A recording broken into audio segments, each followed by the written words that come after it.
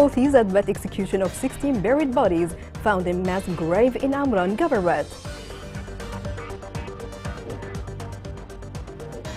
International Organization of Migration says 77,000 African migrants have entered Yemen during 2023. Amnesty International announces a release of 2 journalists from Houthi detention.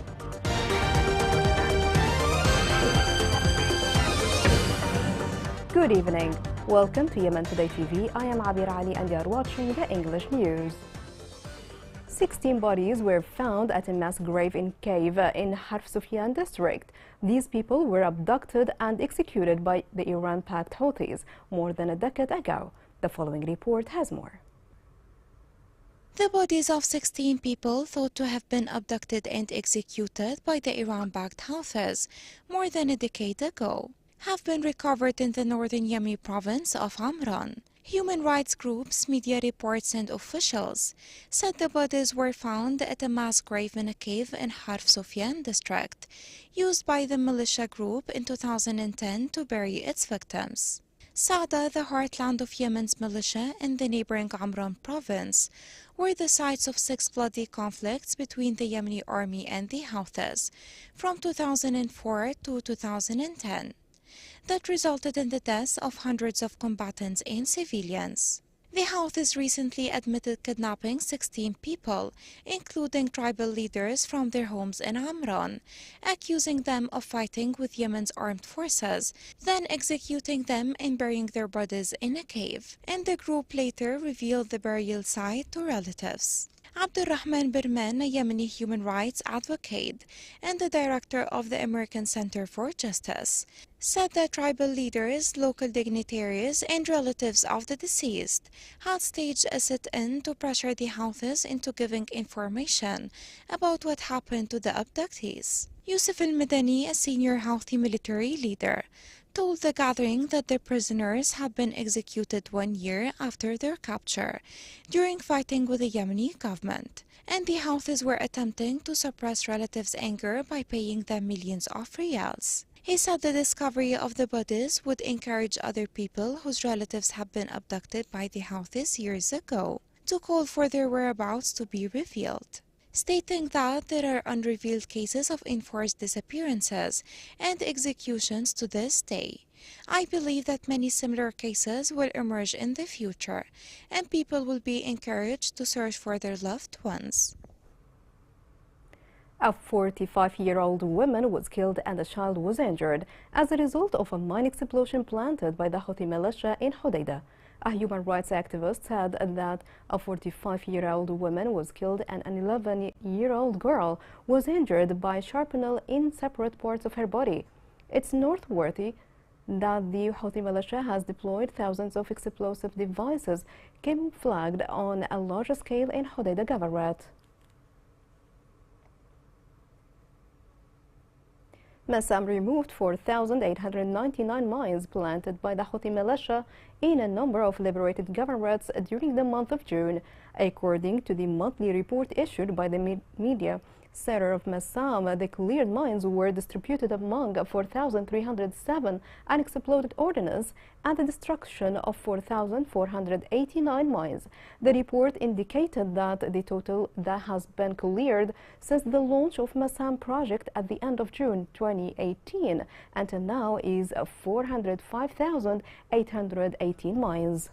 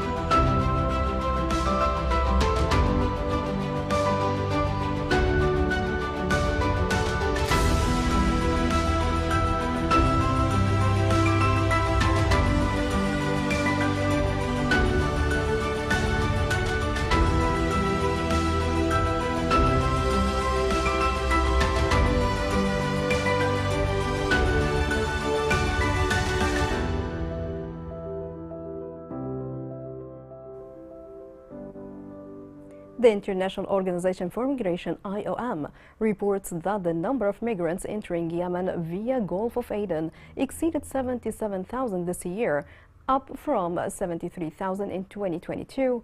This report tells more details. According to the International Organization for Migration, the number of migrants entering Yemen through the Gulf of Aden has surpassed 77,000 so far this year, up from 73,000 in 2022. The migrants, largely from Ethiopia and other Horn of Africa nations, faced horrendous abuses, violence, and human trafficking along the treacherous migratory path into Yemen, also known as the Eastern Route. Many of the migrants were taken advantage of by traffickers who took over their journey once they arrived in Yemen. According to the IOM, migrants in the nation frequently experienced abuse, exploitation, and other types of violence. About 43 migrants are now trapped throughout the nation without any feasible methods of support due to insecurity, ongoing arrest attempts, and forced transfers. Despite the heightened numbers of migrants entering Yemen and the severity of abuses they endure, people on the move continue to be largely invisible, said IOM. According to the International Organization for Migration, the only secure way for stranded migrants to return home is through the voluntary humanitarian return program. This year, the IOM has already helped 5,631 migrants return home, 5,572 of whom are Ethiopians. However, rising demand has outstripped existing supplies. In June alone, the IOM received requests for assistance from thousands of migrants attempting to return home. Due to a shortage of funds, the organization must temporarily postpone the registration of new requests. IOM made an urgent plea for additional funding to assist migrants, saying that if more funds are not secured, the VHR program and other types of life-saving support may have to be discontinued. Yemen remains a transit nation for tens of thousands of migrants traveling from the Horn of Africa to Saudi Arabia, despite years of civil conflict.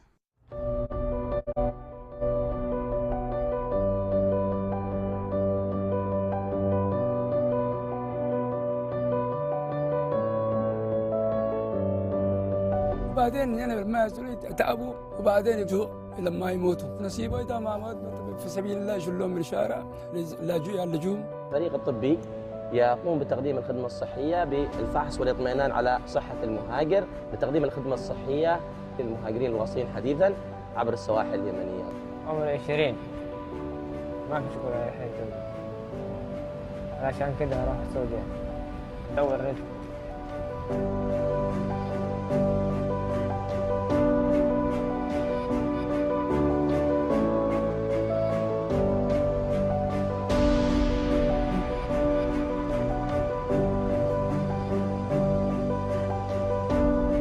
الحالات التي يتعرض لها المهاجر من مشاكل التنفسية أو هضمية أو مشاكل جلدية يتم معالجتها في العربة المتنقلة بإعطاء المريض سواء إذا كانت المشاكل الجلدية هناك العديد من المراهم والكريمات، أيضا المشاكل الجهاز الهضمي يقوم بإعطاء المضادات الحيوية أو السوائل، وأيضا إذا كانت مشاكل تعب وإرهاق فيتم إعطاؤه المهدئات.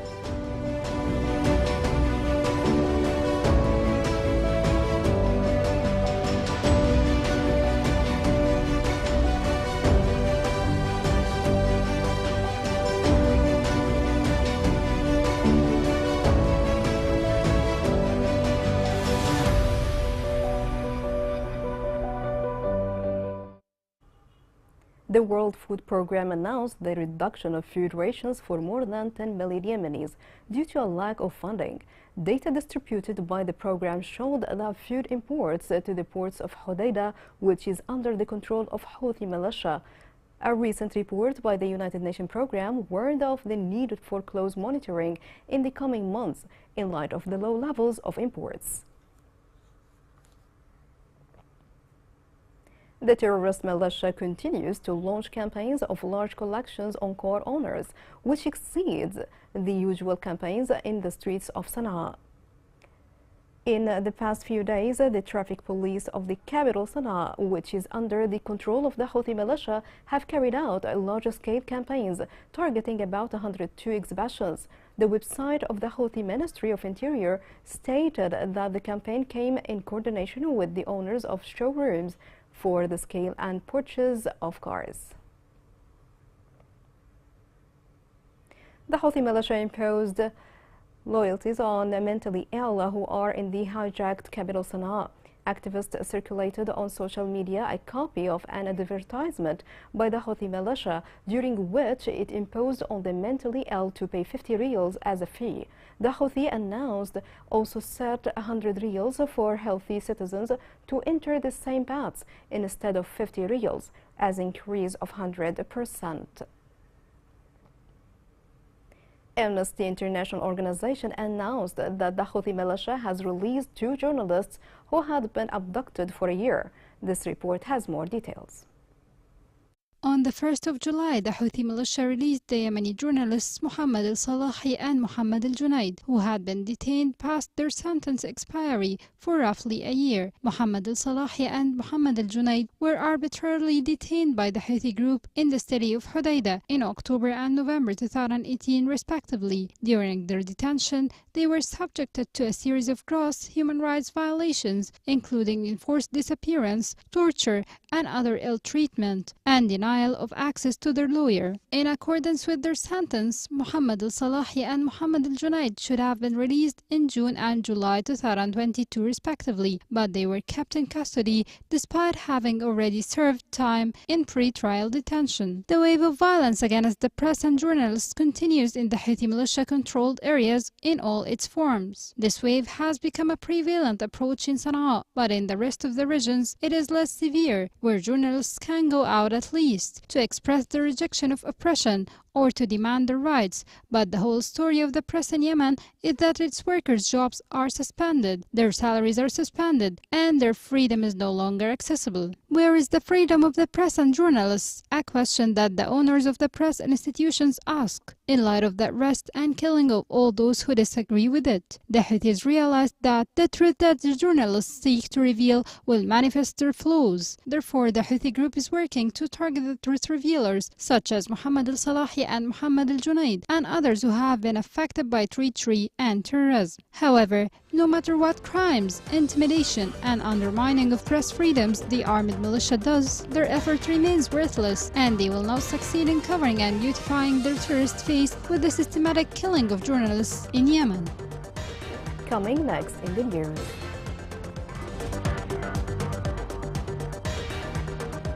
Twitter owner Elon Musk threatens a lawsuit as Facebook launches new rival application.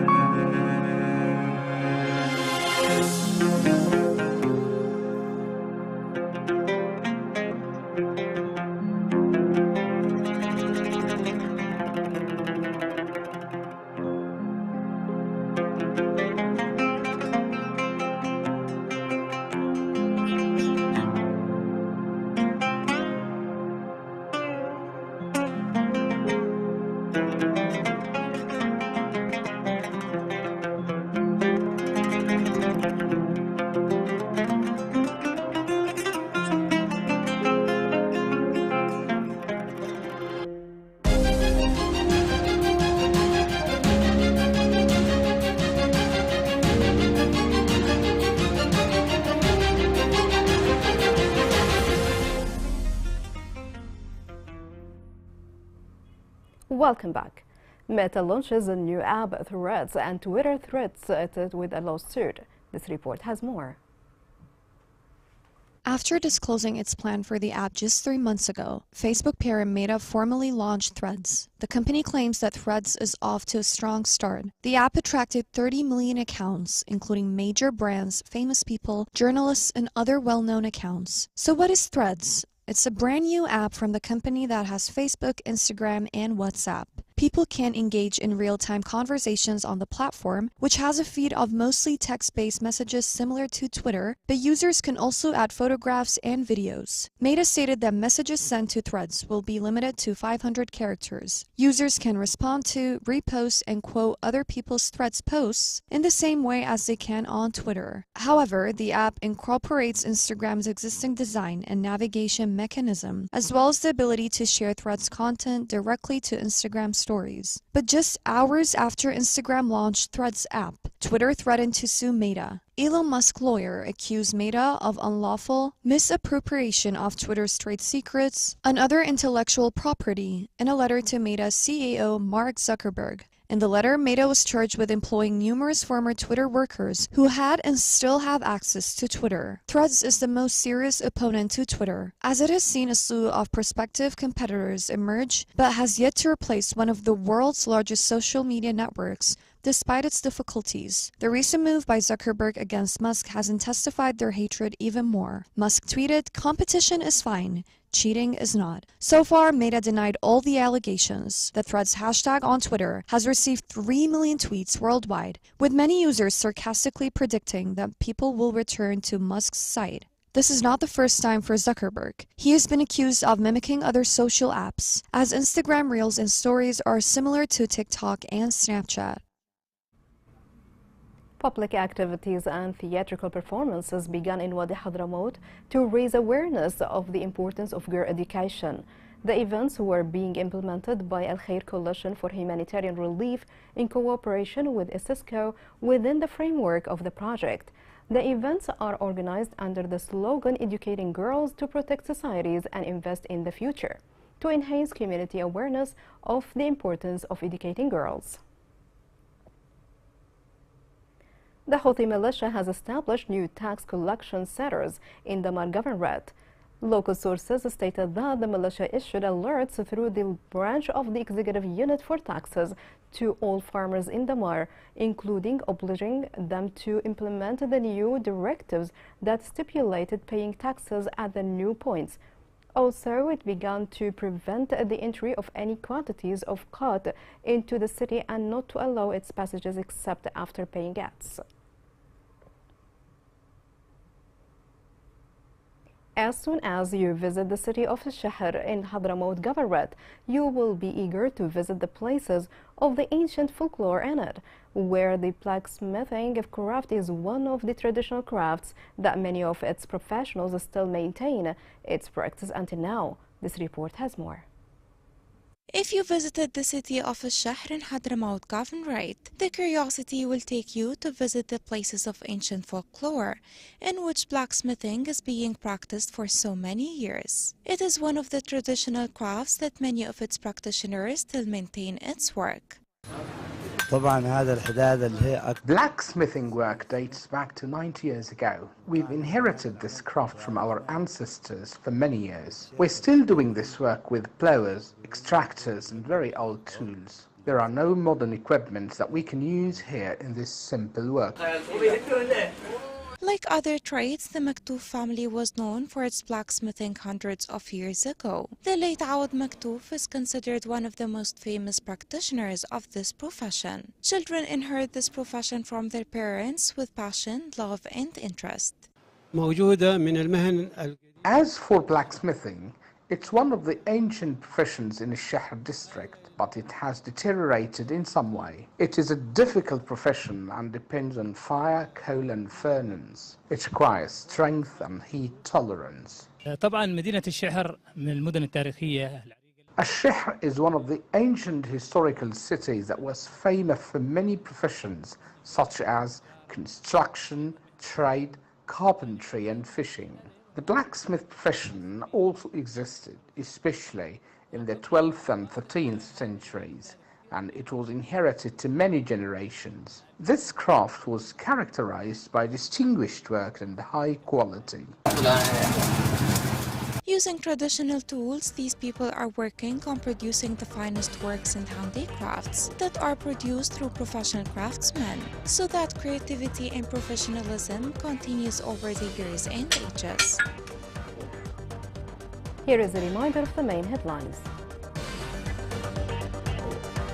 Houthis admit execution of 16 buried bodies found in mass grave in Amran Governorate. The International Organization of Migration says 77,000 African migrants have entered Yemen during 2023. Amnesty International announces the release of 2 journalists from Houthi detention.